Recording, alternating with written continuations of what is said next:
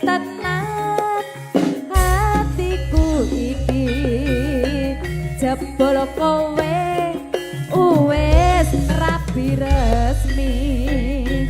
tresno kok bojone wong yen weruh aku mung bisa nemplong sing tak jaluk waktu kanggo aku senadyan stila bisa nambani kangenku kembang mladi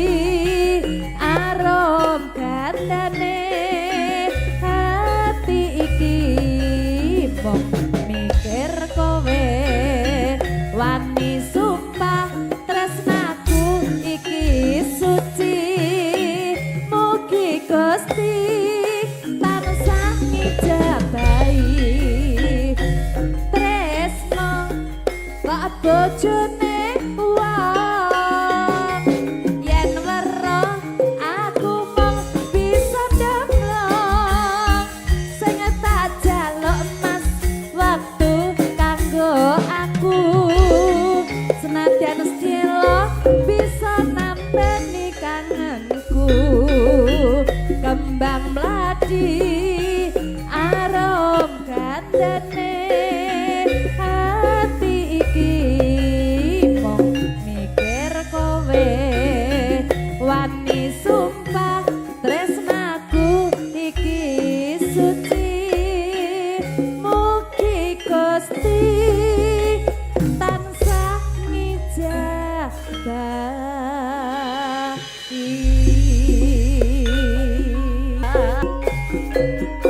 Monggo ingkang sampun asa sampur kelas murid menang.